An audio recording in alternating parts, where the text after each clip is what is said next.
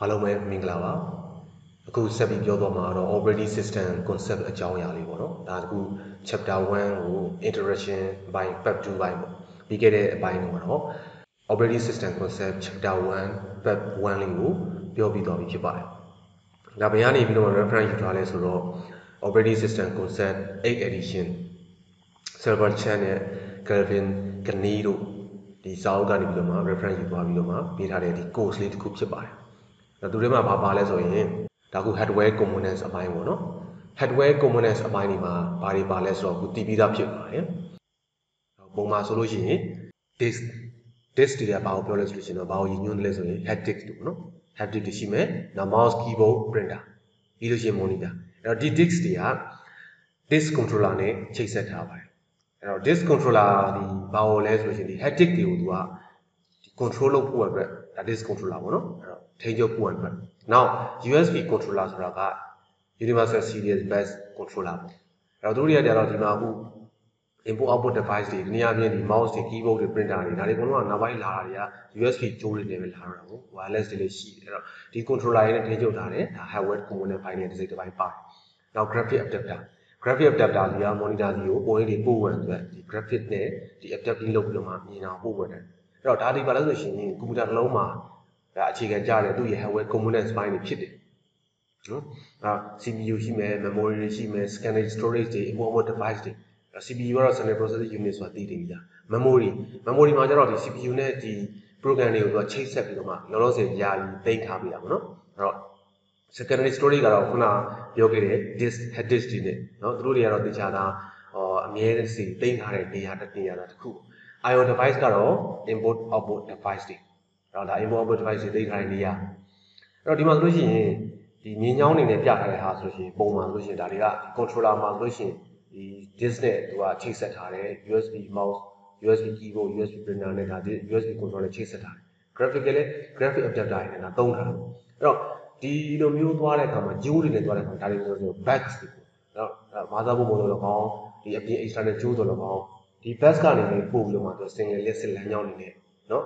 ဒီနေ့အပြင်ဘယ်ရောက်သွားမှလဲဆိုရင်ဒီဘက်က memory စီကိုစီးသွားမယ်လမ်းကြောင်းနေနဲ့ဒါဖော်ဆောင်ပေးတယ်လို့ပြောတယ်နော်ဆက်သွားလို့နော်နောက်တစ်ခုကဘာပြောလဲဆိုရှင်ဒီ RDK အောက်မှာပဲပေါ့နော်ဒီ system operation အောက်မှာပဲအဲ OS ဆိုတာဘာလဲဆိုတာ OS ဆိုတာဒီ operating system ကိုသိထားပြီးသားအဲ့တော့ဒီ device တွေပေါ့ဒီအပြင်သူ့ component hardware device တွေ monitor တွေ CPU တွေ mouse တွေkeyboard တွေစသဖြင့်ဒီ CPU တွေဒါတွေအကုန်လုံးတွေကိုသူက control လုပ်ပေးတယ်ထိန်းချုပ်ပေးတယ်အဲ့တော့ဒီ operating system ကြီးတွေဒါတွေကိုထိန်းချုပ်ပေးတယ်အဲ့တော့ဒါတွေကိုဘာလို့ခေါ်လဲဆို resource တွေလို့ခေါ်တယ် monitor CPU keyboard mouse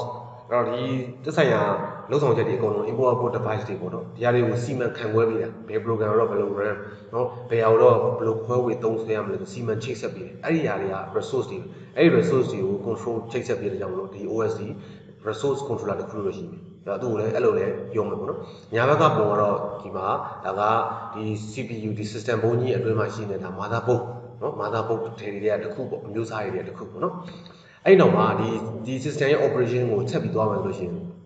ဒီနေရာမှာ bootstrap program ဆိုတော့ရှိတယ်အဲ့တော့ bootstrap program ဆိုတာကဘာလဲဘာလို့ bootstrap program လို့ခေါ်တာလဲပေါ့သူကဒီကွန်ပျူတာဆက်စချင်းဖွင့်လိုက်တဲ့အခါမှာလှုပ်ဆောင်တဲ့ program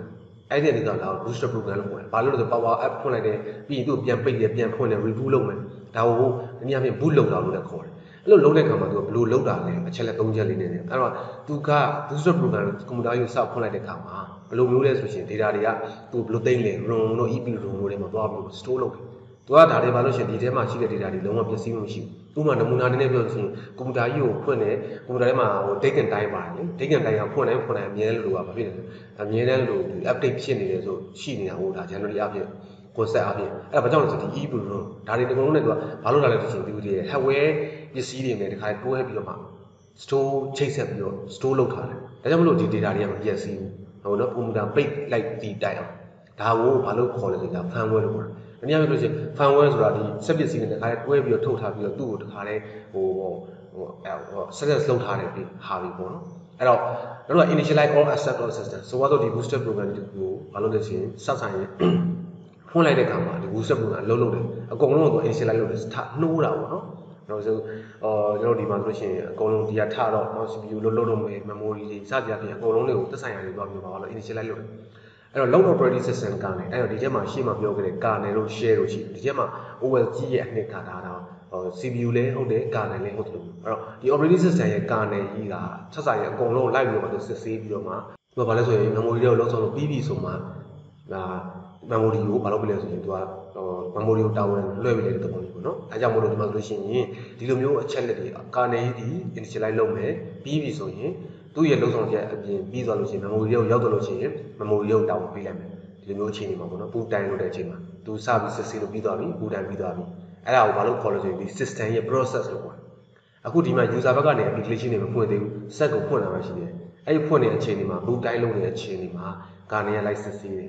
ပြီးပြီဆိုတော့ memory တွေကိုသူကလွတ်လိုက်တဲ့အခါမှာငယ်သူ့တာဝန်အကုန်လုံးပြီးသွားပြီအကုန်လုံးက set တွေအဆင့်ပြေနဲ့ window ကြီးတက်လာတယ်ပေါ့ဘုကုံတိုင်းပွင့်သွားတာအဲ့လိုမျိုး process တွေကိုလိုက်စစ်ဆေးနေတဲ့အချိန်တွေကို system process လို့ခေါ်တယ်။ဒီနည်းအားဖြင့် unit လို့အနေထားမျိုးမှာအခုဒီမှာဆိုလို့ရှိရင် unit မှာဒီ PC မှာဆိုလို့ရှိရင် Windows ရှိမယ် Unix ရှိမယ် MacBook ရှိမယ်စသဖြင့်တခြားသော Windows တွေလည်းရှိပါတယ်။เนาะဒီHarmony OS ဆိုတာလည်းရှိတာเนาะဖုန်းတွေမှာဆိုလို့ရှိရင် Android တို့ Apple တို့အဲ့လိုမျိုးအနေထားတွေမှာဆိုလို့ရှိရင် Unix မှာဆိုလို့ရှိရင်သူ့ရဲ့ပထမအဦးဆုံး system process ကဒီ INIT ဆိုတဲ့ဒီ keyword လေးပဲเนาะသူ INIT ဆိုတဲ့ keyword လေးကသူ့ရဲ့ဒီ system process လေးက INIT လေးပဲအဲ့တော့သူက kernel လုပ်ပြီးတာနဲ့ဒီ INIT ဆိုတာလေးကနေပြီးတော့စပြီးစစ်ဆေးပြီးတော့အကုန်လုံးလုံးဆောင်တယ်ဟုတ်နော်တတိယဖြစ်ပြောမယ်ဆိုလို့ရှိရင်set တက်လာလို့ရှိရင် network service တွေသွားစစ်တယ် user ဘက်ကနေ service တွေအဲ့တက်လာတာတွေအကုန်လုံးကဒီ initialization လုပ်ပြီးတော့မှကျန်တဲ့ဟာတွေအကုန်လုံးတွေကိုဘာလို့လဲရှိရင် live စစ်ဆေးတာပေါ့အဲ့ဒီသဘောတရားမျိုးပေါ့နော်ဒီ init ပြီးပြီဆိုမှ network service တို့ user ဘက်က service တို့တခြားသော service တွေတို့အဲ့လိုစစ်ဆေးတာဒါမျိုး process တွေကို system process ဘက်ကဒီလိုလေးမြင်သွားမယ်အဲ့ဒီ slide ကိုကြည့်ကြည့်ရပြင် program လေးကို bootstrap စတင်ပြီးတော့လုပ်တဲ့ဟာရယ် service လေးတွေလုပ်တာတွေရယ် system ရဲ့ process ပိုင်းလေးကို run သွားတာလေးတွေကိုနားလည်ထားမယ်ဟုတ်နော်နောက်တစ်ခုဆက်သွားမယ်နော်ဒီမှာကဘာကိုပြောလဲဆိုလို့ရှိရင်ဒီ system operation မှာဒီ slide က interrupt ကိုပြောတာအဲ့ interrupt ဆိုတော့ဘာလဲပေါ့အဲ့ဒီ OS မှာဆိုလို့ရှိရင် OS ခုဒါစတင်ပြီးမောင်းနေလာတယ် OS ကြီးပွင့်နေအဲ့တော့သူကဒါဘာဖြစ်လဲဆိုလို့ရှိရင် interrupt driven ဖြစ်တယ် interrupt driven ဖြစ်တယ်ဆိုတော့အဲ့တော့ဒီနေရာမှာပြောလို့ရှိရင် interrupt ဆိုတာဒီ OS ရဲ့လူတွေများလို့လူတွေအသက်ရှင်ဖို့ဆိုတာနှလုံးခုန်တယ်လို့ပြောပါလေနှလုံးခုန်တယ်နှလုံးခုန်တာ OS မှာလည်းအဲ့လိုပဲဒါ OS ရဲ့နှလုံးခုန်တယ်လို့ပြောရမလို့ဖြစ်နေတယ်ဒါ interrupt ကဒါတွေကသွေးလွှတ်ကြောလေးတွေသွားနေတဲ့အခါမှာဒီ interrupt လေးဖြစ်တဲ့အနေအထားမျိုးပေါ့သွေးစီးခြင်းတွေသွားနေတယ်နှလုံးခုန်တဲ့စီးနေခုန်နေဒါဒီရရဲ့သဘောတရားအဲ့သူ့မှာမရှိဘူး hardware interrupt နဲ့ software interrupt ဒါမျိုးဖြစ် hardware မှာဘယ်လိုမျိုး trigger ဖြစ်လဲ software မှာဘယ်လို trigger ဖြစ်လဲအဲ့တော့ hardware မှာကျတော့ဒီ interrupt ဖြစ်တဲ့အခါမှာဆိုလို့ရှိရင်ဆိုပါစို့ CPU စီကိုဒီ signal တွေပို့လို့တဲ့အခါမှာ interrupt ဖြစ်တယ်ပြောမှဆိုလို့ရှိရင်ခုဒီမှာပုံမှာဆိုလို့ရှိရင် CPU နဲ့အောက်က IO device ဆိုရှိတယ်တော့ CPU ကဘာလုပ်မလဲဆိုတော့ user ဘက်ကနေ process တစ်ခုကို access လုပ်လိုက်တယ်ဆိုတော့ user ဘက်ကနေ program တစ်ခုဖွင့်လိုက်တာမျိုးပေါ့အဲ့လိုမျိုးလုပ်နေတဲ့အနေအထားမျိုးဆိုရင် CPU ကသူ execute လုပ်နေတယ်အလုံးလုံးနေပါပဲဟုတ်နော်အဲ့လိုလုပ်တဲ့အခါမှာဆိုရင် IO device input output device ဆိုတော့ဒီ input output device ကဒီ mouse ဆိုတော့ keyboard ဆိုတော့နောက်တစ်ခုကစာရိုက်လို့ဆိုတော့နောက်တစ်ခုကဒီ program တစ်ခုတက်မကလောက်ဆောင်တဲ့အနေအထားမျိုးဖြစ်ပေါ်လာတယ်ဆိုတော့ဒါမျိုးလေးဒီဘယ်နည်းဖြစ်ရိုက်တယ်စလုံးဒီ keyboard ကနေ ASCII ကိုက်တာ ABCDEF စသဖြင့်ရိုက်လိုက်တယ်ပေါ့နော်ဒါမျိုးဖြစ်နေတဲ့အနေအထားမျိုးပေါ့ဒါကို interrupt ဖြစ်တယ်လို့ခေါ်တယ်အဲ့တော့ software interrupt မှာကျတော့သူက special operation တွေကိုတနည်းအားဖြင့်ဘယ်လိုလဲ system call စီကိုခေါ်ပါတယ်ဟုတ် system call မှာလောလောဆယ်မှာတော့ဆိုလို့ဒီမှာ system call လို့ပဲမှတ်ထားအောင်နော်အဲ့တော့ special operation လို့ခေါ်တယ် system call က system call ကဘယ်လိုလဲချိတ်ဆက်လို့လဲဆိုနောက်ပိုင်းမှာလာလိမ့်မယ်သူက kernel အထိပေါ့နော် kernel အထိ system call စီတော့ခေါ်ပြီးတော့မှ user ဘက်ကနေခေါ်တဲ့ mode လား kernel ဘက်ကနေခေါ်တဲ့ mode လားဒါလားဆိုတော့ဒီပုံမှာပြထားရလို့ရှိရင် user process လုပ်နေတဲ့အနေအထားတစ်ခုမှာလေ input output interrupt processing အဲ့တော့ဒီမှာ signal လေးဒီတောက်လျှောက်သွား run နေတယ်ဒီဘက်မှာလည်းတစ်ချက်မှာဆိုပြီးအဲ့မှာဒီ IO device ကအဲ့အခြေအနေမှာဆိုလို့ရှိရင် request တောင်းလိုက်တယ်ပေါ့နော် request တောင်းပြီးတော့မှအဲ့ request ကိုသူစောင့်နေတဲ့အနေအထားကို transparent လုပ်နေတာအဲ့ဒီတော့တောင်းလိုက်တဲ့အခါမှာအဲ့ CPU က user ဘက်ကနေဒီ process လုပ်နေတဲ့ဟာ execute ကိုလုပ်လိုက်တဲ့အခါမှာဘက်က request တောင်းလာတဲ့ဟာကိုသူကလုပ်တဲ့အခါမှာဒီမှာလက်ရှိနေတဲ့ run တွေအောင်ခဏရက်ထားပြီးတော့မှဒီ IO output device ကဒီသူကရက်လိုက်ပြီပေါ့ဒါပုံမှာရက်လိုက်ပြီဒီမှာဆိုလို့ရှိရင် IO device တောင်းလိုက်တဲ့အနေအထားတခုမှာသူကကျွန်တော်လာပြီကျွန်တော်တို့နေရာလေးခဏ ပေးပြီးပါအောင်ဆိုပြီးမှသူအလုံးလုံးပြန်စလုံးဟုတ်ပြီနော်သူအဲ့လိုမျိုး transferring လုပ်လို့ပြီးတော့ပြီးဒန်းဖြစ်နေပြီဆိုလို့ရှိရင်တော့ဒါဘာဖြစ်လဲဆိုရှင်သူ့အတွက်ပြီးသွားတယ်အဲ့ချိန်မှာနောက်ထပ် ion request ထပ်တောင်းမယ် ion request ထပ်တောင်းပြီးသူတောင်းပြီးသူဆက်ပြီးမှအဲ့ request ကိုသူဘာလုပ်လို့ရှိရင်သူရအောင်သူကဒီ input output device ကလည်းသူစောင့်နေမယ်အဲ့တော့ CPU ကအဲ့ချိန်မှာဆိုလို့ရှိရင်ဒီဘက်က request တောင်းလာပြီလို့ရှိရင်အဲ့ဒီ user ဘက်က process ဒုတိယမြောက်တစ်ခုသူလက်ရှိလုပ်နေတဲ့ဟာခဏရက်ထားပြီးတော့မှဒီဘက်ကဟာကိုသူကဘာလုပ်ပြလဲလို့ရှိရင် ion ဘက်ကနေ request လုပ်လာတဲ့ဟာကိုကြည့်မယ်ပြီးတာနဲ့သူကဘာလုပ်ပြလဲလို့ရှိရင်ဒီဒါက hardware ဘက်ကနေ interrupt ဖြစ်သွားတဲ့အပိုင်းက CPU အဲ့ချိန်မှာဆို CPU က signal လေးကိုခဏပို့လို့တာပေါ့ hardware ဘက်ကရက်သွားအဲ့ချိန်က interrupt ဖြစ်တယ် hardware interrupt ဖြစ်သွားတယ် software interrupt ကျတော့အဲ့ချိန်မှာဘာလုပ်လဲဆိုရင်တောင်းလို့ပြီးသွားပြီလို့ရှိရင်သူလုံးဆောင်ချက်ပြီးရင်သူဝင်လာတဲ့ input output device ကဘာလဲဘာဖြစ်လဲဆိုတော့အဲ့တော့ kernel ပဲသိအောင်သူကဘာလို့လဲ system call စီကိုဘာလုပ်ပေးလဲဆိုပို့လို့ပေးတယ်အဲ့တော့အဲ့လိုပို့လို့ပေးဆိုတာ transfer လုပ်လိုက်တဲ့အခါမှာ transfer done လို့ပြီးသွားတယ်အဲ့ဒါဆိုဘာဖြစ်သွားပြီလဲဆိုတာ software interrupt ဖြစ်နေအဲ့တော့ hardware interrupt software interrupt ဖြစ်နေတဲ့အနေအထားတစ်ခုမှာဒါဘာလို့ဆိုရင် OS interrupt ဖြစ်မှုလို့ပြောတယ်အဲ့တော့ဒီ interrupt မရှိလို့ရှိရင်တော့ဒီ CPU ကအဲ့တော့ဒီ OS ကအလုံးလုံးအဲ့တော့ဒီ interrupt ကအမြဲတမ်းလို့ဖြစ်နေပါတယ်အဲ့တော့ system process တွေလုံးနေတော့လည်းကောင်း user ဘက်ကနေ application တွေဖွင့်နေတော့လည်းကောင်းဒီ system call စီကိုလှမ်းခေါ်မယ်ပြီးရင် user ဘက်စီပြန်လာမယ်တနည်းအားဖြင့်ပြောလို့ရှိရင် CPU ဒီ user process run နေတဲ့အချိန်မှာတနည်းအားဖြင့်သူက manager လို့ပုံစံမျိုးပေါ့ဒီမှာအလုပ်တစ်ခုသူလုံးလုံးနေချိန်မှာနောက်ထပ်အတိပေးတဲ့အလုပ်တစ်ခုထပ်နောက်ထပ်ပေါ်လာချင်ဒီလိုလေးခဏ pause ဆုံးပြီးတော့မှဟိုဘက်ကိုရေထားတောက်တာမျိုးcoffee ထားတောက်တာမျိုးအဲ့လိုမျိုးလုပ်ပြီးတာဒါ CPU ကနေလုပ်ပြီးအဲ့ဒီအနေထားတစ်ခုမှာဖြစ်ပေါ်သွားတဲ့ internet ဒီ hardware မှာရော software မှာရောဖြစ်ပေါ်သွားတယ်အဲ့တော့ဒါလေးဒီ internet လေးကိုနားလေသဘောပေါက်စေချင်မှုဖြစ်တယ်နော် storage structure ပိုင်းပေါ့ဒီစာအုပ်ရဲ့ဒီ course ရဲ့ဒီ operating system course တွေမှာဆိုလို့ရှိရင်သူ့ရဲ့ဒီ section ပိုင်းမှာဆိုရင်ရှေ့မှာပြောခဲ့တဲ့အတိုင်းပဲဆိုလို့ရှိရင် process management ပိုင်းဒါ category အကြီးကြီးမှာပါတာပေါ့နော်နောက်ပြီးရင်ဒီ storage management အပိုင်းပေါ့ပြီးရင်နောက် memory management ဆိုပြီးအပိုင်း၃ပိုင်းရှိတယ်နောက်ဒီအခု chapter 1က introduction ပြောတာဆိုတော့ကျွန်တော်အကုန်လုံးကိုနည်းနည်း overall ပြန်ပြောတာပေါ့အဲ့ဒီမှာဒီ storage အပိုင်းကိုနည်းနည်းပြောပြတယ်အဲ့ storage ပိုင်းထဲမှာအပိုင်း၃ပိုင်းပြန်ခွဲမယ်ဆိုလို့ရှိရင် storage ပိုင်းမှာဆိုရင်ဒီ main memory ရှိတယ် secondary storage ဆိုတာရှိတယ်နော် main memory secondary storage နောက် hard disk ဆိုပြီးရှိတယ်အဲ့တော့ main memory ဆိုတာကသူကဘာလဲဆိုလို့ရှိရင်ဒီ CPU ကိုဓာတ်ရိုက်သူက access လုပ်တာပေါ့တနည်းအားဖြင့်သူ့ကိုကျတော့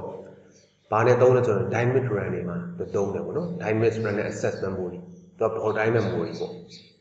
CPU ကနေပြီးတော့မှဒါ CPU ကိုဓာတ်ရိုက်သွားပြီဆိုတော့ CPU ကို monitor instruction တစ်ခုဝင်လာခဲ့ဆိုရင် main memory မှာထားပြီးဆိုတော့ဒီမှာဆိုလို့ရှိရင်ဒီခုမှလည်းဖွင့်တဲ့အခါမှာ system process တွေအလုံးလုံးနေပြီဘယ်လိုဒါလေးကိုမြင်စေချင်တယ်ပြီးရင် memory ဘက်ကိုသူက kernel ဘက်ကနေပြီးတော့မှဒီ memory ကိုလှုပ်ဖို့အတွက်လွတ်ပေးလိုက်ပြီဆိုလို့ရှိရင်တတိယ user ဘက်ကနေ application တွေ run လို့ရှိရင် system နဲ့ချိတ်ဆက်ပြီးလှုပ်တော့မှာဒါမျိုးအပိုင်းတွေမှာဆိုလို့ရှိရင်ဒီ main memory ကလောဆယ်ယာယီဒါ random access memory တင်ဆက်ပြီးအခုဆိုရင် Microsoft Word ကိုဖွင့်လိုက်မယ်ဆိုတော့ application တစ်ခုဖွင့်လိုက်မယ် program တစ်ခုကိုဖွင့်လိုက်မယ်ဆိုရင်အဲ့ချိန်မှာ memory လှုပ်နေတော့လက်ရှိမှာသူအုံနောက်ကအလုံးလုံးနေသူစဉ်းစားနေသူပဲ run နေတကယ်လို့ဒီ web page ကိုပိတ်လိုက်ပြီဆိုလို့ရှိရင်သူမလုပ်တော့အဲ့ဘိုင်ကိုလှုပ်တဲ့ဘိုင်ကဒီ main memory ဘိုင်ကအလုံးလုပ်တာအဲ့တော့ CPU ကိုဓာတ်ရိုက်သူအလုံးလုံးပြီးတော့မှဓာတ်ရိုက်ချိတ်ဆက်ပြီးတော့မှအလုံးလုပ်တာဒါမျိုးဆိုလို့ရှိရင် DRAM dynamic RAM နဲ့ access memory ကိုသုံးတယ်ပြီးတော့ဒီဘိုင်ဒါသိလို့ဆိုတော့ secondary storage ဆိုတာမျိုးပြောပါလိမ့်မယ် secondary storage ကျတော့ဓာတ်ရိုက်ဟိုဘယ်နဲ့သူက extension of the main memory ရဲ့ extension လို့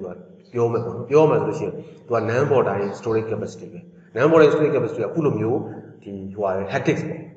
hard disk တွေနော်အခုနောက်ပိုင်းပေါ်နေတဲ့ hard disk တွေဆိုလို့ရှိရင်ဒါ SSD တွေပေါ့ SSD တွေဒီဟာတွေကိုသူက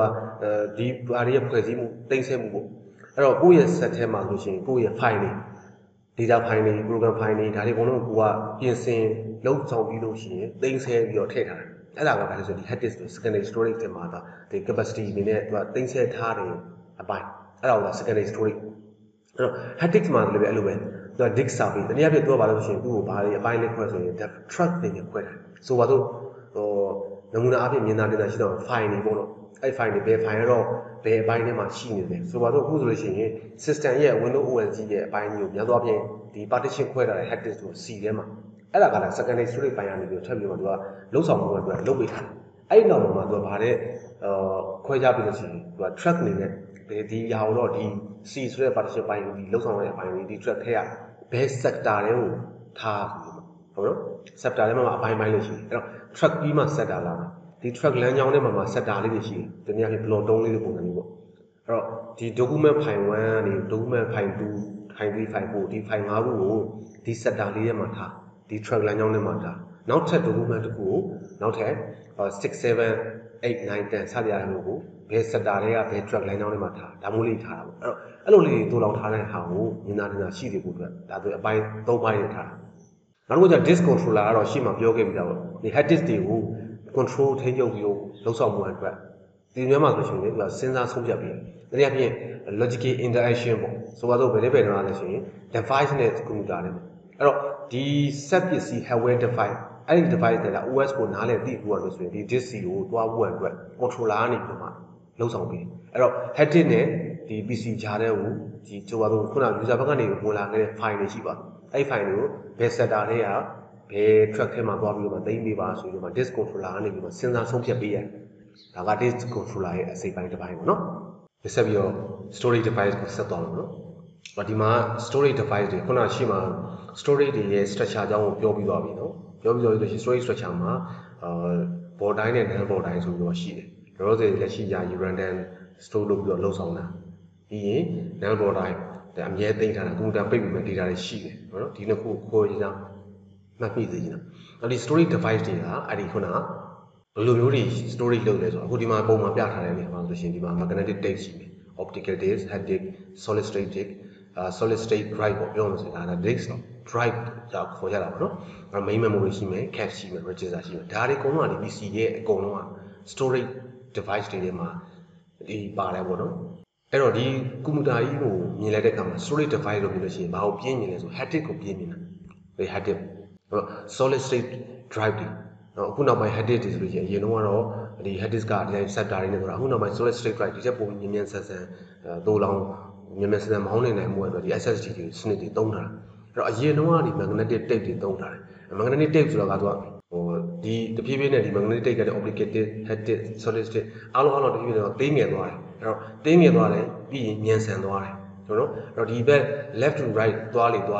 ဖြစ်သွားလဲဆိုရင်ဒီမြန်ဆန်မှုနှုန်းကပို့ပြီးတော့ကောင်းနေပေါ့နော် performance ကောင်းနေပေါ့အဲ့ဒါ magnetic tape ဆိုတာရှိတယ် magnetic tape ဆိုရင်အရင်တော့ဆိုဟိုပေါ့ဒီ cassette ခွေတွေ video ခွေတွေ tape နဲ့သွားတဲ့အခါမှာ तू ကဘာလို့လဲဆိုရင်ကြော်လို့ရစ်လို့ရှိရင်လိုချင်တဲ့နေရာမှာ तू ကဘာလဲဆိုရင် dynamic မဖြစ်ဘူးပေါ့ဒါမျိုးတွေအတွက်ဆိုလို့ရှိရင်ဒီလိုမျိုး storage လုပ်တာမျိုးဒီ magnetic tape optical disk တွေလည်းရှိတယ် floppy disk တွေလည်းရှိတယ်နောက်အခုသုံးတဲ့ hard disk တွေနော် hard disk တွေမှာဆိုလို့ရှိရင်အခု solid state drive disk တွေလည်းရှိမယ်နောက် main memory အခု main memory အဲ့တော့ကွန်ပျူတာမှာနောက်ဆုံးလုံဆောင်ချက်အကျဉ်းကအနှစ်ကဘာလို့ဆိုရှင်ဟောဒီ hard disk ဆိုတာခြုံပြလိုက်ပါတော့ hard disk မှာ SSD ရောဒါရိုး hard disk တွေရောခြုံပြလိုက်ပါ hard disk အဲ့ဒါတွေပေါ်တော့ဒီပါဆိုရှင် main memory တွေနော် main memory ထဲမှာဆိုရှင် memory ဘယ်လောက်ရှိလဲဆိုတော့ကွန်ပျူတာတစ်လုံးဝယ်ရင်hardware မှာလို့ရှိရင် CPU ကြည့်ရမယ် hard disk ကြည့်ရမယ်ပြီးရင် memory ဘယ်လောက်ရှိလဲဆိုကြည့်ရမယ် generally အားဖြင့်ဒါအခြေခံပေါ့နော်ဒီနောက်တစ်ခုတဖြည်းဖြည်းနဲ့ပါလို့ရှိရင်ဒီ cache ဆိုတာလည်းရှိတယ်အဲ့တော့ cache ဒီဘာကိုပြောရလဲနောက်ဆက်လာမယ် register တွေလည်းရှိတယ်အဲ့တော့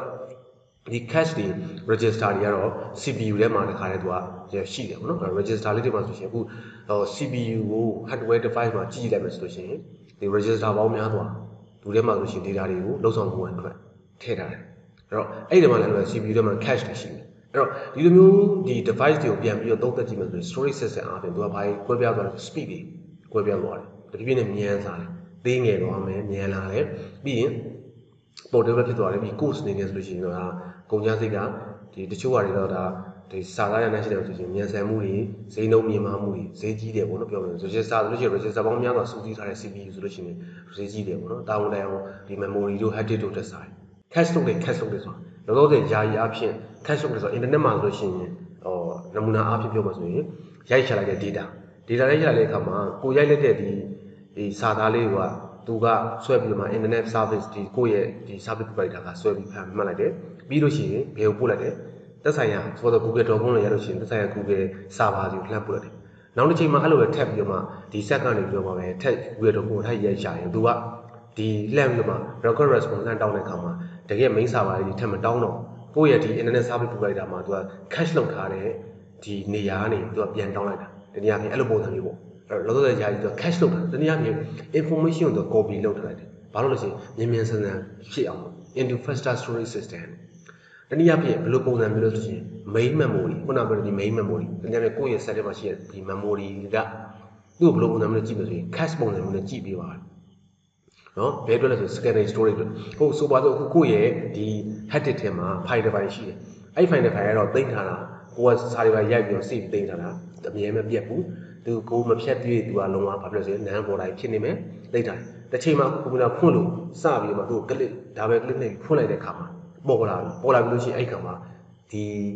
သူက memory ကနေပြီးတော့မှပေါ်လာတဲ့ခါမှာသူက memory ကမှတ်တာဒီ file ကိုဖွင့်နေသူအရင်တော့လည်းသူကဖွင့်မှုတယ်ဆိုရှင်သူကိုဘာလို့လဲဒီ cache တစ်ခုအနေနဲ့သူကဘာလို့ဆိုရင်မြင်အောင်ပြပေးအဲ့ခါမှာဒါကို cache ရဲ့ definition ဒီလက်ရှိရှိနေတဲ့အနေအထားတစ်ခု information ကို copy လုပ်ပြီးတော့ပြပေးဟုတ်တော့အဲ့တော့ဒါဆိုရှင် board တိုင်းနဲ့ non board တိုင်းမှာသူတို့ရဲ့လောက်ဆောင်ချက်လေးရဲ့ဆက်ဆက်မှုလေးကိုပြောသွားဖြစ်တယ် device driver အဲ့တော့ device driver ဆိုတာကအခုဒီကွန်ပျူတာတွေသုံးတဲ့အခါမှာ device မှာအရင်တော့ဝန်တို့တွေပဲတင်လို့ရှိရင် sound တွေအတန်တွေပါမလောက် driver တင်ပေးရတာမျိုးဟို print ထုတ်ချင်တယ်ဆိုလို့ရှိရင်ဘာလို့လဲ printer driver တင်ပေးရတယ် printer မှာ printer မျိုးစားရရှိလို့ရှိရင်ရှိတဲ့မျိုးစားမှာ driver တင်ပေးရအဲ့ခါမှာဒီ device ရဲ့ခုနရှေ့မှာပြောခဲ့တဲ့ controller တွေကအရေးပါလာပြီလေဘာလဲဆိုရင်ဒီ device controller လေးစဉ်းစားဆုံးဖြတ်ပေးရဘယ် device ကတော့ printer driver ဘယ်သူ့ကိုသုံးနေလို့ရှိရင်သူဒီ input output တွေကို manage လုပ်ဖို့အတွက်နော်အဲ့တော့ဘယ်နဲ့ပဲကြာမှာလို့လဲဆိုရင်အခုဒီ controller နဲ့ kernel ကြာမှာ controller ဆိုတာကရှေ့မှာပြောခဲ့တဲ့ဒီ OS ကြီးတစ်ခုရဲ့ဒီ kernel ဆိုတာလည်း OS ကြီးတစ်ခုကိုပြောတာပါဒီ OS ရဲ့ kernel နဲ့ controller နှစ်ခုကြားထဲမှာလုံးဆောင်ပေးရတာဟောဒါတွေကအကုန်လုံး resource controller တွေဒီအခုဒီမှာပြောချင်တာ input output ရဲ့ controller ကိုပြောချင်တာပေါ့နော်အဲ့တော့ printer driver တင်တယ်အဲ့ printer ရဲ့ resource controller တနည်းအားဖြင့်ဒီ device controller ဒီ disk controller အနေနဲ့မှလောက်လိုက်တယ်ဒါကျွန်တော် printer ကနေလာတဲ့ data ပါအဲ့ဒါကိုဘယ်သူအသိပေးမှလဲ kernel တွေအသိပေးမှအဲ့တော့ဒီဟာရဲ့လုံဆောင်ချက်လေးတွေက storage device နဲ့ချိတ်ဆက်ပြီးတော့လုံဆောင်ဖို့အတွက်အဲ့တော့အဓိက main point အနေနဲ့လောက်အောင်မှာတော့အခုဒီမှာ non volatile ဖြစ်တဲ့ hard disk volatile ဖြစ်တဲ့ main memory cache နဲ့ register ဒီပြန်မှာပါလဲ CPU မှာပါဝင်တယ်အဲ့တော့ storage device ရဲ့ structure နော်နောက်တစ်ဆက်သွားမယ်နောက်တစ်ခုက multi processing architecture ဒီမှာက multi processing architecture ဆိုတာက multi ဆိုတာတစ်ခုတည်းမဟုတ်ပါဘူးနော်ဒါ multi processor တွေအဲ့တော့ဒီမှာပုံမှာပြထားတဲ့အတိုင်းပဲဆိုရင်ဒီ processor တွေဘယ်နှခုဖြစ်လာလဲဆိုတော့ 3 ခုဖြစ်လာတယ် processor တစ်ခုတည်းမဟုတ်တော့ဘူးနော်အဲ့တော့ဒီ process လုပ်ဖို့အတွက်ဆိုရင် multiple processor တွေသုံးလာတယ်ဆိုတဲ့သဘောတရားပဲသူရဲ့ architecture ပုံစံမျိုးပေါ့ဒါအဲ့လိုမျိုးသုံးလို့ရှိရင်ဘာဖြစ်လာလဲဆိုရင်မြန်လာတာပေါ့နော်မြန်လာလို့ပြောတော့ဒီ processor တစ်ခုကိုအရင်တော့တစ်ခုလုံးနဲ့ပဲသုံးရနေ processor တွေဘာလုပ်လာမလဲဆိုရင်နည်းနည်းလေးပို့ပြီးတော့များသုံးလာဒါဒီ system ကဘာခေါ်လဲ parallel system တစ်ခုပေါ့နော် parallel system တစ်ခုမှာဆိုလို့ရှိရင် tightly compute system လို့လည်းခေါ်တယ်ဒီမဲ့ tightly compute system ဆိုတာကအခုဒီမှာဒီ CPU ဒါတစ်လုံးလို့ပြောလို့ရမှာတော့နော်ဒီ CPU တစ်လုံးလည်းဒီထဲမှာဘာလုပ်လာဆိုရင်ပေါင်းဆက်ထားတယ် integrated လုပ်ထားတယ်နောက်တဲ့ CPU 1နောက်တဲ့ CPU 2အဲ့တော့ CPU တွေအကုန်လုံးတွေဘာလို့ဆိုရင်တစ်ခုတည်းနဲ့ဒီ CPU တစ်ခု CPU အားလုံးကိုစုပြီးတော့ CPU တစ်ခုထားပြီးတော့မှသုံးထားတာပေါ့နော်အဲ့တော့သူ့ကို parallel system လို့လည်းခေါ်မယ် tightly compute system လို့ခေါ်တယ်ဒီလိုလုပ်လိုက်ခြင်းအပြင်ဘာဖြစ်သွားလဲဆိုရင်အချက်လက်၃ချက်နေနဲ့အဲ့တော့ increase throughput သူ့ရဲ့ speed တွေ performance အားပိုပြီးကောင်းလာတယ်အဲ့တော့တယောက်ချင်းစီလှုပ်ဆောင်ရမယ့်အစား group လိုက်စုပြီးတော့မှလှုပ်ဆောင်ကြတယ် parallelly လှုပ်ဆောင်လာတယ်ဟုတ်နော်အဲ့တော့အဲ့လိုမျိုးလှုပ်ဆောင်လာလို့ဆိုရင်သူကဘာလဲဆိုရင် throughput တွေကောင်းလာအဲ့သဘောတရားမျိုးပဲအဲ့တော့ကွန်ပျူတာတစ်လုံးမှာ CPU တစ်လုံးလုပ်မယ်နောက်ထပ်ကွန်ပျူတာတစ်လုံးမှာ CPU တစ်လုံးလုပ်မယ်အဲ့လိုမျိုးလုပ်နေတဲ့အစားဒီကွန်ပျူတာတစ်လုံးထဲမှာ CPU ပေါင်းများစွာထည့်လိုက်တယ် parallelly ထည့်ပြီးလုပ်လိုက်တယ်ဆိုရင်ပို့ပြီးတော့ကောင်းသွားဘူးလားအခုနောက်ပိုင်းကွန်ပျူတာတွေအဲ့လိုလုပ်လိုက်အဲ့ဒါမှမဟုတ် speed ပို့ပြီးမြန်လာတာပေါ့နော်အဲ့တော့ economy အားပဲ scale အားဖြင့်လည်းအဆင်ပြေတာဒါတော့ဟိုစာသားလိုရထည့်တာပေါ့နော်ဒီ course မှာဆိုရင်အဲ့လိုမျိုးတစ်လုံးချင်းစီမှာတစ်ခုချင်းစီဒီ 1 to 1 သုံးနေမယ်စားဒီ 1 to many တစ်လုံးထဲမှာ CPU တွေအများကြီးထည့်သုံးတဲ့အခါမှာ economy scale အားလည်းကောင်းတယ်ပြီးလို့ရှိရင် increase reliability လည်းဖြစ် reliability ဖြစ်တယ်ဆိုတာတကယ်လို့ PC တစ်လုံးထဲမှာ CPU တစ်လုံးထည့်လို့ဒီ CPU တစ်ခုသာပြတ်သွားခဲ့ဒါဖြစ်သွားပြီဆိုရင် reliability မရှိတော့ဘူးလေဟိုဒီမှာကျတော့ဒီ CPU တစ်လုံးဒီ set တစ်လုံးထဲမှာ CPU ပေါင်းများစွာထည့်ထားရလို့ရှိရင်ဒီ CPU ကနည်းနည်းလေးတစ်ခုခုချွေရင်းဖြစ်နေတယ်ဆိုရင်နောက်တဲ့ CPU အားကိုနဲ့သူကလုံးလို့ရနေပဲဆိုတဲ့သဘောတရားပဲအဲ့နော်အဲ့တော့ parallel system လည်းဖြစ်တယ် tightly compute system ဒီထဲမှာအကုန်လုံးက integrated လုပ်ထားတယ်အဲ့တော့ဒီ CPU အားလုံးကဘယ်သူနဲ့ချိတ်ဆက် memory နဲ့ tightly compute system memory နဲ့သွားပြီးတော့ဘာလို့ရှိရင်တို့ရဲ့ချိတ်ဆက်ပြီးလုပ်တဲ့အခါမှာ memory ရတစ်ခုလေးပဲနော်ဒီ memory ကိုပဲလာပြီးလို့တော့နမူနာအပြင်ပြောမှဆိုရင်ဒီ CPU မှာ Microsoft Word ကိုဖွင့်နေတယ်ဆိုလို့ရှိရင်သူမအားသေးဘူးလုံးဆောင်ချက်မရှိဘူးဆိုရင်နောက်ထပ်ဒီ CPU တခုကတခြားသော ဘာလို့လဲ game ဖွင့်မှာပေါ့နော်တခြားသောဟာတွေတခြားသော application တွေကိုဖွင့်အဲ့ဒီသဘောတရားမျိုးအဲ့တော့လုံးဆောင်မှုပြီးတော့အဲ့ဒီတင်မှာအမျိုးအစားနှမျိုးဖွဲ့လာတယ် asymmetric multiprocessing နဲ့ symmetric multiprocessing ဆိုပြီးဒီ CPU တိုင်းဟုတ်ပြီနော်တကယ်ဖြစ်ဒီ CPU ဟောဒီ CPU 0 CPU 1 CPU 2အဲ့ဒီ CPU တွေကလို့ရှိရင်ဒါ OS ကိုဘာလို့လို့ရှိရင်ကိုယ်ပိုင် register နဲ့တနည်းအားဖြင့် CPU 0မှာဆိုရင် register ရော cache ရောရှိတယ် CPU 1မှာလည်း register ရော cache ရောရှိတယ် CPU 2မှာဆိုရင် register ရော cache ရောရှိတယ်ဒါတွေအကုန်လုံးကဘာလို့လို့ရှိရင်တပြိုင်နက်တည်းလုံးလို့ရတယ်ဒါဒီ multiprocessing ပိုင်းပေါ့နော်တက်ပြီးတော့မှ computer operation မှာဒီ CPU တဲကသူ့ရဲ့ဒီ architecture လေးပေါ့နော်ဒါ computer architecture ပုံလေးပေါ့အဲ့ပုံလေးမှာရှိတယ်ဆိုလို့ရှိရင်ဒီ operating လုပ်ဖို့အတွက်ဆိုလို့ရှိရင်ဒီချက်လက်မှာဆိုယူဒီမှာ input device ရှိမယ် output device ရှိမယ် input တွေဝင်မယ် output တွေထွက်မယ်အဲ့တော့ဂျားထဲမှာဒါလည်းဘာလို့ဆောင်လဲဆိုရင် secondary memory main memory ရှိမယ် register ALU control unit ရှိမယ်အဲ့တော့ဒီ register ရဲ့ ALU ရဲ့ control unit ရဲ့ဆိုတာဒီ CPU ထဲမှာနော် central processing unit လို့ခေါ်တဲ့ CPU ထဲမှာလုံးဆောင်မယ်အဲ့တော့ main memory ဆိုတာဒီရှိနေပြီသားသိနေပြီသားဖြစ်တဲ့ဒီ random access memory နော်ပေါ်တိုင်းဖြစ်တဲ့ memory secondary memory ဆိုတာကတော့ hard disk လိုမျိုးပေါ့အဲ့တော့သူကဒီ non ပေါ်တိုင်းဖြစ်တယ်အဲ့တော့ဒီမှာအမဲရောင်လေးတွေပြထားတဲ့ဟာကတော့သူက control signal လေးတွေပို့လွတ်တာအဲ့တော့ဒီမှာအနီရောင် dotted line လေးတွေကတော့ data တွေနဲ့ instruction တွေညွှန်ကြားဆိုပါတော့ instruction ညွှန်ကြားမဲ့ဘိုင်းတွေရှိတယ်ဆိုရင် instruction ညွှန်ကြားပေးတယ်ဘယ်လိုနေရာမျိုးလဲဆိုဒီ CPU ကနေပြီးတော့သူက instruction ညွှန်ကြားတယ်ဆိုတော့ main memory ကနေပြီးတော့ရလာတဲ့အချက်လက်တွေကိုသူကဒီထဲမှာတွက်ချက်ပြီးတော့မှပို့လွှတ်မယ်ဆိုလို့ရှိရင် instruction ညွှန်ကြားပြီးတော့ main memory ကိုခိုင်းစေတယ်ဘယ်နေရာကိုသွားဆိုပြီးတော့ပေါ့နော်ဒါမျိုးလေးတွေရှိနေအဲ့ဒီကမှာဒီ command line တွေဒီနေ့အပြင်ဒီ signal လေးတွေပို့လွှတ်မယ်ဆိုလို့ရှိရင်ဒါကဒီအမဲရောင်ညားလေးတွေကဖော်ပြခြင်းဖြစ်တယ်နော်တော့ input device ကတော့ဒီအကုန်လုံးကတော့သိနေပြီသားပါလေဝင်လာခဲ့တဲ့ခါမှာစာသားတွေပဲဖြစ်ဖြစ် device တွေချိတ်ဆက်တာဖြစ်ဖြစ်ဒီ main memory ကြီးကိုဘာလို့လဲဆိုရင်ဒီ data တွေပို့လွှတ်တာမျိုးပေါ့ဆိုတော့ဒီဘက် input device ကနေ keyboard ကနေစာရိုက်တာလို့အခုလိုမျိုးမောင်လေးရွှေ့နေတယ်အဲ့ဒါဆိုလို့ရှိရင် memory ကြီးကိုသူအတိပေးမှရမှာ memory ကသူကရွှေ့လိုက်တဲ့ဟာကိုသူကဟောဒီလိုရွှေ့တယ်ဆိုတာမြင်လာတဲ့သူကဒါလေး memory ကသိမှာဟုတ်ဒါမှတော့ရှင်အခုဒီ mouse ကြီးကထောက်ပြီးတော့ click နှိပ်လိုက်တယ်ဆိုလို့ရှိရင် memory ကဘယ်နေရာကို click လိုက်တယ်ဆိုတာသိလို့ဆိုရင်သူကဘာလို့ပဲဆိုရင်ဒီ output device ကိုပြပေးနိုင်မှာဟုတ်နော်ဒီအပေါ်ပိုင်းကရှိနေတဲ့သုံးခုကတော့တိနားလိမ့်မယ်နော်နောက် secondary storage ကတော့ဒီထဲကနေပါလို့ဆိုရင် data တွေကိုလှမ်းပြီးတော့မှတောင်းတာမျိုးပေါ့ဒီ user မျိုးပေါ့ memory ကနေပြီးဆွဲခေါ်ဒီထဲမှာရှိနေတဲ့ CPU ထဲမှာဆိုရင် register ရှိမယ် ALU ရှိမယ် arithmetic logic unit ဆိုပြီး control unit ဆိုပြီးရှိမယ်အဲ့တော့ ALU ကဘာလို့လဲဆိုရင်သူကတွက်ချက်တာပဲတကယ်ပြပေါင်းလုံးပြောင်းဆိုသင်္ချာကိန်းကန်းနေလိုမျိုးအဲ့တော့ဒီ register ထဲမှာတင်ဆဲထားတယ်သူဒီ level storage device ထဲမှာပါတယ် register တစ်ခုချင်းစီတင်ဆဲထားတဲ့လေးအဲ့ဒါတွေကို CPU ကနေပြီးတော့ဒီ၃ခုနဲ့ထိန်းချုပ်ပြီးတော့မှ program တွေဘယ် program တွေကိုတော့ဘလို့လွတ်လွတ်အောင်မလဲဘလို့ညွှန်ကြားရမလဲပေါင်းဆက်ပြီးလုပ်ရမလဲဆိုတာမျိုးအဲ့တော့ဒီ၃ခုပေါ့ဒီ CU ALU ဒီ register တွေဒါတွေပေါင်းဆက်ထားတာ CPU လို့ခေါ်တယ်အဲ့ဒါက computer architecture ရဲ့ပုံပေါ့နော်အဲ့တော့မှဒီ operation မှာဆိုလို့ရှိရင်ကျွန်တော်တို့ဒီမှာ software error request သို့မဟုတ် request လုပ်တာမျိုးတွေ software error လုပ်တာမျိုးတွေဒီ operation တစ်ခုမှာဘာတွေဖြစ်သွားနိုင်လဲဆိုရင် exception သို့မဟုတ် trap exception နော် exception သို့မဟုတ် trap ဒါရဲ့ဘာသာပြန်လို့ဆိုလို့ရှိရင် exception ကိုချိုယွင်းချက်ပေါ့နော်ချိုယွင်းချက်ဖြစ်သွားတယ်ဒီမှာ software error ကြောင့်တော့၎င်းတခုခု request လုပ်လို့တော့၎င်းပေါ့နော်ဒါမျိုးလေးဖြစ်ကောင်းဖြစ်နိုင်တယ်ဘယ်လိုဖြစ်လဲဆိုတော့ system loading တက်လို့ကြာသွားတာမျိုးတခုခု jam ဖြစ်သွားတဲ့အခါမှာဟိုဆက်မသွားဘဲနဲ့ကြာနေတာမျိုး click နှိပ်ပြောင်းလည်းပဲအလုံးမလုံးတာမျိုးဒါမျိုးတွေဖြစ်ကောင်းဖြစ်နိုင်တာပါလေအဲ့ operation မှာအဲ့လိုမျိုးဖြစ်နေရပါတော့ဒါ technical အားဖြင့်သူ့ရဲ့နောက်ဘက်ပါဆိုရှင်ဒါသူသင်္ချာကိန်းကနန်းရ division by 0သူလုံးလိုက်တဲ့အထိ request ဖြစ်မှုတွေ error ဖြစ်မှုတွေကသူကလည်းဆိုရင်ဒီအဖြေ result 0ရနေရပါတော့အဲ့တော့ user program ကနေ request လုပ်လိုက်တဲ့အခါမှာ OS ကနေပြီးတော့မှ service ကိုဟိုမပေးနိုင်တာချက်ချင်းမပေးနိုင်တာဘာကြောင့်လဲဆိုရင်ဒါကို division by 0လို့ခေါ်အဲ့လိုအနေထားမျိုးမှာဆိုလို့ရှိရင်ဒါ exception ဖြစ်မှုသို့မဟုတ် trap တစ်ခုခုဖြစ်သွားတယ်လို့ခေါ်တာပေါ့နော်အဲ့တော့ dual mode operation တစ်ခုမှလည်းပဲဒီ OS operation မှာဘယ်လိုမျိုးတွေဖြစ်သွားလဲဆိုရင်ဒီသူ့ရဲ့ mode မှာဒီ mode bit လေးတွေတတ်မှတ်တာရှိတယ်ဆိုတော့ဒီပုံမှာကြည့်မယ်ဆိုရှင် user mode နဲ့ kernel mode ဆိုပြီးမျိုးရှိတယ်အဲ့တော့ user mode ဆိုတာကမြင်နေကြတဲ့အနေအထားတစ်ခုပဲအဲ့မဲ့ user ဘက်ကနေ application တစ်ခုခုတနည်းအားဖြင့် process တစ်ခုခု run နေပြီပေါ့တော့ kernel ဘက်ကနေဘာလုပ်နေပြီလဲပေါ့သူ system ဘက်ကပေါ့ OS ကြီးကဘာလုပ်နေပြီလဲ user ဘက်ကဘာလုပ်နေပြီလဲအဲ့တော့ user mode မှာသတ်မှတ်ထားရင် user mode မှာကျတော့ mode bit ကို1နဲ့သတ်မှတ်ထားမယ် kernel mode မှာကျတော့ mode bit က0ဆိုပြီးထားတာ operation မှာနှစ်ခုပါဝင်ပတ်သက်လာပြီ user mode နဲ့ kernel mode ပြီးတော့ mode bit ဆိုပြီးသတ်မှတ်ထားတယ်ဒီလိုပုံမှာဆိုလို့ရှိရင် user mode ဆိုတာဘယ်လိုခေါ်လဲ user computer system user တွေအတွက် application တွေကို run နေတဲ့အနေအထားမျိုးအဲ့ဒီအခါမှာ user ဘက်က application တွေဒီ Microsoft Web တွေ browser ဖွင့်တာတွေ application program တွေ run တာတွေစတဲ့ program တွေ run နေဆိုလို့ရှိရင် user mode ဘက်ကနေအလုပ်လုပ်နေမယ် mode bit 1အလုပ်လုပ်နေမယ်အဲ့လိုတွေပြင်ထားမှာနော်နောက်တစ်ခုကျလို့ရှိရင်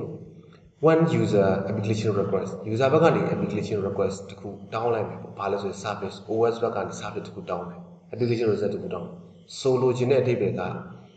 application တခုတောင်းလိုက်တဲ့အခါမှာ user ဘက်ကတော့တခုဒီမှာ application ကိုဖွင့်နေပြီးနောက်မှာသူ့ရဲ့ resource တခုတနည်းအားဖြင့် service တခုကို OS ကနေတောင်းတယ်ဆိုလို့ရှိရင်အဲ့လိုတောင်းတဲ့အနေအထားမျိုးမှာဒီ OS ကဘယ်သူ့သွားအသိပေးရမလဲဆိုတော့ kernel ကိုသွားအသိပေးရအဲ့မှာ system call ကိုခေါ်သွားတော့မယ်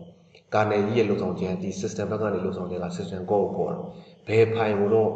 ဘယ်သူစီဝင်ရောက်လာပြီလဲဆိုတာမျိုးဟုတ်မနော်အဲ့တော့ကမှဆိုလို့ရှိရင် system call ကနေပြီးတော့မှဘယ်သူဒီချိန်မှာလဲ kernel mode ကိုပြန်ချိန်ရဒီ OS ကြီးရဲ့ system kernel mode ကိုပြန်ချိန်ရအဲ့ကမှ mode ကဘာဖြစ်သွားမလဲ mode bit က0ဖြစ်သွားမယ်အဲ့ကမှ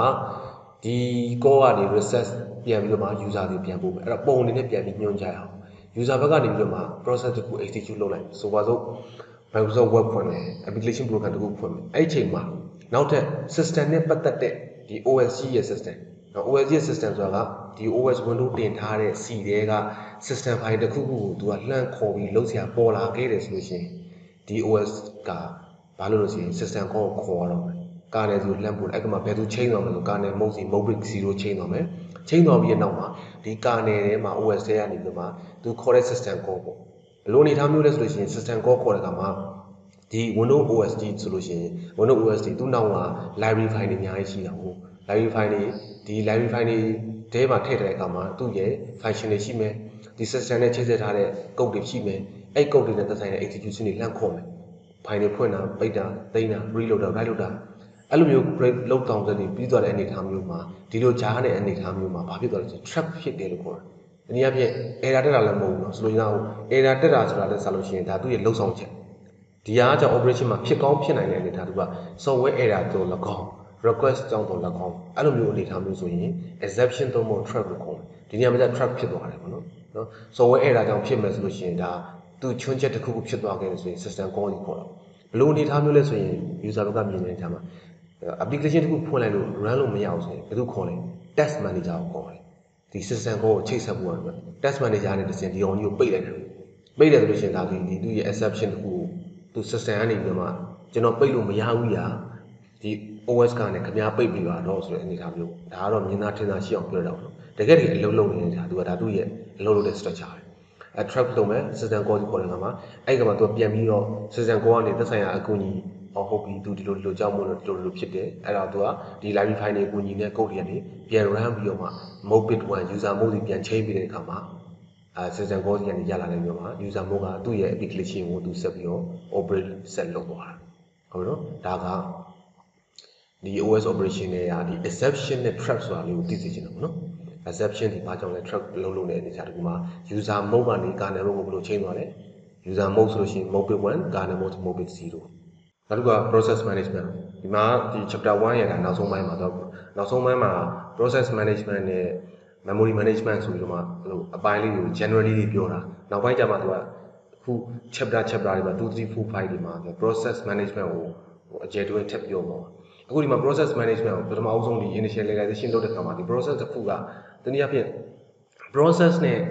program နဲ့ process တစ်ခုဆိုတာလည်းပဲသူက program ကိုဒီ execution လုံးလိုက်တယ်တနည်းအားဖြင့် program တစ်ခုကိုမောင်းနှင်လိုက်တာနဲ့တပြိုင်နက်တည်းဘာဖြစ်သွားလို့ရှိရင် process တစ်ခုဖြစ်သွားတယ်ရှေ့မှာပြောခဲ့လို့ပဲဆက်ကြီးကိုဖွင့်လိုက်တဲ့အခါမှာဆက်ကတက်လာတယ်အဲ့တက်လာတဲ့ step ကဘယ်သူတွေလုံးလုံးနေမှာလဲဆိုရင် system process တွေလုံးလုံးနေမှာအဲ့ဒါဒီ system process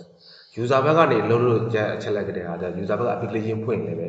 ဒါ process တစ်ခုဖြစ်မှာပဲဒီလိုမှတ်ထားမှာနော်အဲ့တော့ technically အားဖြင့် process ကို management ပိုင်းသွားမှာဖြစ်တဲ့ကြောင့်မို့လို့ဒီ process တွေကိုတစ်ခုချင်းစီအသေးစိတ်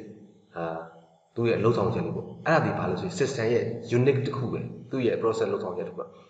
application တစ်ခုဖွင့်တယ် application ဘက်ကနေ process တစ်ခုဖြစ်လာတယ်ဒါလည်း process system ရဲ့ process ဖြစ်လာမယ် system ရဲ့ process အဲ့ကမှသူ့ရဲ့ဒီ program နဲ့ process ကွာခြားမှုလို့ပြောရမယ်ဆိုလို့ရှိရင်ဒီ program က program တစ်ခု process က process တစ်ခုပြောရမယ်ဆိုရင် program ဆိုတာက passive entity လို့ခေါ်တယ်သူကသူ့ကိုမဖွင့်မချင်း program ဘာမှမလုပ်သေးဘူး process ကတော့သူက active ဖြစ်နေမှာကွန်ပျူတာကြီးဖွင့်လို့ရှိရင် system process တွေ run နေမှာတကယ်လို့ program တွေကတစ်ခုခုကိုဖွင့်လိုက်တယ်ဆိုရင်အဲ့ဒီကောင်က process က active ဖြစ်လာမှာအဲ့တော့ပြန်ပြီးသူတို့ကိုပြန်ပြီးတော့နည်းနည်းလေးပြန်ခွဲခြမ်းစိတ်ပြန်ကြည့်မယ်ဆို program ဆိုတာကသူ့ကိုဖွင့်မှဒါသူကသူ့ကိုမဖွင့်သေးသေးတယ်သူကဒီဟိုမဝင်သေးဘူးအဲ့ဒါ passive entity လို့မှတ်မယ် process ကကြတော့သူကဒီကွန်ပျူတာကြီးဖွင့်နေတဲ့ဒီပိုင်းနေတဲ့ system process တွေတောက်လျှောက်အလုံးလုံးနေမှာအဲ့ဒါ process အဲ့တော့သူ့ကို management လုပ်ဖွင့်အတွက်လို့ရှိရင်ဒီသူကိုဒီ test တွေလုံးဆောင်ချက်တွေပေါ်လာတော့မှာလေဘယ် file တော့ဘယ်ပါရွှေ့ဘယ် memory ရောဘယ်လောက် address နဲ့သွား CPU တော့ CPU 0တော့ instruction ဘယ်လောက်ပေးဆိုပြီးတော့အဲ့ဒါတွေအကုန်လုံးတွေကိုဘာလို့ခေါ်မလဲဆိုရင်ဒီမှာကျွန်တော်ဒီ resource တွေနဲ့သတ်မှတ်မယ်ဟုတ်ပြီနော်အဲ့တော့ process တွေ resource နဲ့သတ်မှတ်ပြီးတော့မှဆိုပါတော့အခုဒီမှာဆိုလို့ရှိရင် process ကထပြီးတော့အလုပ်လုပ်နေဆိုလို့ရှိရင် process တစ်ခုဖွင့်ပြီးပေါ်လာတဲ့အခါမှာ browser တစ်ခုဖွင့်တယ်ပေါ့Google Chrome ကိုဖွင့်လိုက်တယ်ပေါ့ Microsoft App ကိုဖွင့်လိုက်တယ်ပေါ့ဒီ browser ဖွင့်လို့ရှိရင် Microsoft App ရဲ့ process app process ပေါ်လာမှာ Chrome ဖွင့်ရင် Chrome ရဲ့ process ပေါ်လာနော်ဒီနေရာမှာဘာပေါ်လာလဲဆိုရင် program counter one program counter အဲ့တော့ process တွေဖွင့်တဲ့အခါမှာဒီ instruction တွေဟို command တွေပိုင်းနဲ့အထက်ထဲမှာသူကလှုပ်ဆောင်လာတဲ့အထက်မှာဘယ်သူလေးပါလာလဲဆိုရင်ဒီ environment variable တွေဘယ်နေရာမှာရှိနေတဲ့ဘယ်လမ်းကြောင်းမှာရှိနေတဲ့ဘယ် process ကိုဖွင့်လိုက်တာလဲအဲ့ဒါ location တွေပါလာတယ်ပေါ့နော်အဲ့တော့အဲ့ location တွေကိုဒီ instruction တွေပေးနိုင်ဖို့အတွက် execute လုပ်ဖို့အတွက်ဆို instruction တွေပေးရတော့အဲ့တော့ C အောက်က D အောက်ကဘယ် file အောက်ကဘယ်နေရာစသဖြင့်အဲ့လိုမျိုးပေးရတော့အဲ့တော့ဘယ်သူကလည်းပဲပို့ပြီးတော့ပါလာလို့ရှိရင်ဒီ process တွေကို management လုပ်ဖို့ဆိုရင် program counter လည်းလိုလာတယ်ဆိုလို့ချင်တာက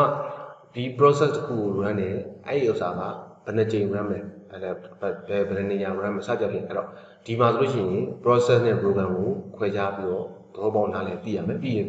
process တစ်ခုကိုလှုပ်လို့တဲ့အခါမှာ instruction တွေပေးအောင်တင်ကြမလို့ program counter တွေအလုပ်လုပ်လို့ဆိုတာလည်းသိအဲ့ program counter အရေးကြီးတယ်ပေါ့နော်အထူးသဖြင့် तू က CPU ရဲ့အထက်မှာ register ရှိရလေအဲ့ register ထဲမှာ instruction တွေပေးရတော့မှာဟုတ်ဒီ register ထဲမှာရှိနေတဲ့ data ဒါကဘယ်ရောက်သွားမှာလဲဆိုရင် memory ရဲ့ဘယ် address ဘယ်နေရာမှာသွားပြီးတော့ပေးရမယ်ဆိုတဲ့ဟာကို program counter နဲ့သတ်မှတ်ပြီးတော့မှကဲဒီလိပ်စာတိုင်းကိုသွားပြီး execute လုပ် memory ပေါ်မှာအဲ့ခါကျမှ memory ကနေပြီးတော့မှဟောဒီနေရာမှာငါဒီလာနေတယ်အဲ့တော့ငါမှတ်လိုက်မယ်ဖတ်လိုက်အဲ့သဘောတရားမျိုးပေါ့အဲ့တော့အပြင်မှာကတော့ user ကတော့ Microsoft Word နဲ့စာရိုက်နေတာပဲအဲ့အထဲမှာလုပ်နေတာက CPU ကနေ instruction တွေပေးနေတယ်တော့ဘယ် memory ဒီကိုဘယ်လေးနေရာဒီ user ကတော့ဒီမှာANTM basic ရိုက်လိုက်ပြီးအဲ့ an လေးကိုဘယ်လိပ်စာထဲမှာသွားခဏထည့် memory ကအဲ့ဒီမှာလုံးလုံးနေဒါကဒီ randomly တွေမှတ်နေလို့နော်အဲ့သဘောတရားမျိုးပဲအဲ့တော့ထောက်လျှောက်မှတ်နေ process execute instruction sequentially one at a time and the completion ဒီသဘောတရားမပြီးမချင်းသူကဒါ sequentially လိုက်အလုံးလုံးနေပေါ့တို့ကျွန်တော်က program counter ရဲ့အလုံးလုံးဆောင်ချက်ဒီဆိုတော့ a program တစ်ခုကို run လိုက်တဲ့အခါမှာ variable တစ်ခုတည်းကိုဒီ 1 နဲ့ 2 နဲ့ပေါင်းပြီးတော့မှရမယ်3ကို variable တစ်ခုကိုထည့်လိုက်တယ်သူ့ကို print ထုတ်လိုက်တယ်အဲ့ဒါကိုအစင်းသူကလှုပ်ဆောင်သွားမှာ program counter အဲ့ဒါသူရဲ့လှုပ်ဆောင်ချက်ပဲနော်ဒါ process management ရဲ့ initialization အကြောင်းအရာနောက်တစ်ချက်ကကျတော့ဒီအခန်းထဲမှာဒီ chapter မှာဒီ memory management ကိုလည်းသူက generally concept တွေပြောထားလို့ရအဲ့တော့သူဒီ memory ပိုင်းရဲ့လှုပ်ဆောင်ချက်ကခုနလာခဲ့ပြီ CPU ကနေလာတဲ့ data တွေကို memory ကမလာသေးခင်ရောဒီလာပြီးရောတနည်းအားဖြင့် process တွေမလုပ်ခင်ရောလုပ်ပြီးရနောက်မှာဆိုတော့ तू ကဘာလို့နေရာမျိုးနဲ့သွားတူလဲဆိုရင်ဟိုအင်ရှင်အိမ်ငားလို့ပုံစံမျိုးပေါ့ရှေ့ကအင်ရှင်မငားခင်တော့ဆိုရှင် तू ကနေရာခင်းချင်းရှင်းလင်းပြလာနော်ဟိုဧည့်သည်ဘောလို့အဲ့လိုပုံစံမျိုးပေါ့ဧည့်သည်မလာခင်မှာတခြားရှင်းချင်းပြလာပြန်ဧည့်သည်ပြန်ပြီးလို့ရှိရင် तू နေရာလွတ်သွားတယ်ဒါမျိုးလေးပေါ့ဒီ process တစ်ခုမလာခင်မှာဆိုလို့ရှိရင် तू data တွေကိုဘယ်လိုမျိုး memory ကနေရာပေးရမလဲဆို location သူ့မှာအခန်းလေးမှာရှိအဲ့လိုအဲ့ instruction ကို तू ကဘာလို့ရလို့ရှိရင်လိုအပ်တဲ့ CPU ကနေညွှန်ကြားလိုက်တဲ့အနေအထားတိုင်း तू က execute လုပ်နေမှာပေါ့နော်ဟုတ်လားအဲ့သဘောတရားတွေပါဝင်တယ်အဲ့တော့ဒီ memory မှာအလိုမျိုးလုပ်ဖို့အတွက်ဆိုရှင် management လုပ်ဖို့အတွက် तू မှာစဉ်းစားစရာ data ပိုင်းဆုံးဖြတ်စရာလိုလာပြီအဲ့တော့ဘယ်လိုရမျိုးကြည့်မယ်ဆိုရှင် optimizing CPU utilization CPU ရဲ့လိုအပ်ချက်အချက်လက်အနေအထားတိုင်း तू က memory ကနေပြီးမှလုပ်ဆောင်ပေးရဟုတ်နော်အလုပ်ဆောင်ပေးရမယ်ဆိုရင် CPU က instruction ပေးလိုက်တယ်user တွေကို correspond ပြန်နိုင်ဖို့အတွက်အဲ့တော့သူ့ရဲ့management လုပ်ဆောင်တဲ့အချက်လက်မှာဆိုရှင်ဘာတွေရှိမလဲဆိုရင်တဲ့ keep track of which space or memory are currently being used and by whom ဆိုတော့လမ်းကြောင်းတစ်ခုဒီ memory ဆိုလို့ရှိရင် memory မှာဒီနေရာ memory ရဲ့နေရာ site တွေရှိတယ်ဟုတ်အဲ့ဒီနေရာရဲ့အစိတ်အပိုင်းတစ်ခုတွေမှာဒီလမ်းကြောင်းမှာလိပ်စာကတော့ဘယ်လောက် track ဖြစ်သွားပြီလဲပြီးရင်ဘယ် process လာနေပြီလဲ process P1 လာနေပြီလဲ P2 လာနေပြီ P3 လာနေပြီ Microsoft Word ဆိုတဲ့ဟာမျိုးရိုက်လို့ရှိရင် Microsoft Word ကိုဘယ်နေရာမှာနေရာပေးမလဲ PowerPoint ကိုဘယ်နေရာမှာနေရာပေးမလဲ user ဘက်ကဖွင့်လိုက်တဲ့ process တွေ system ဘက်ကဖွင့်လိုက်တဲ့ process တွေအကုန်မျိုးဘာလို့အောင် allocating delocating နေရာချမယ်ဖယ်ထုတ်မယ် memory မှာလာမယ်ဒါတွေအကုန်လုံးနေဒီ memory ရဲ့လုံဆောင်ချက်ပိုင်းမှာအရင်အရေးကြီးပါတယ်နော်အဲ့တော့ memory ဘိုင်းကြီး process management တွေကိုဘယ်လိုစီမံခန့်ခွဲရမလဲဆိုတဲ့ဘိုင်းတွေကိုသိသွားပြီနောက်တစ်ချက်ကကျတော့ရှင်အဲ့ဒီထဲမှာဆိုရှင်ဒီ storage level လေးတွေလည်းနည်းနည်းလေးထပ်ပြီးတော့ပြောပါရှေ့မှာပြောခဲ့တဲ့ storage level ဒီမှာ storage ဒီမှာပြောခဲ့ပြီ register ဆိုတဲ့ဟာရှိမယ် cache ရှိမယ် main memory ရှိမယ် disk storage ဆိုတာရှိမယ်အဲ့ဒါတွေရဲ့ level လိုက်ပေါ့နော် level လိုက်1 2 3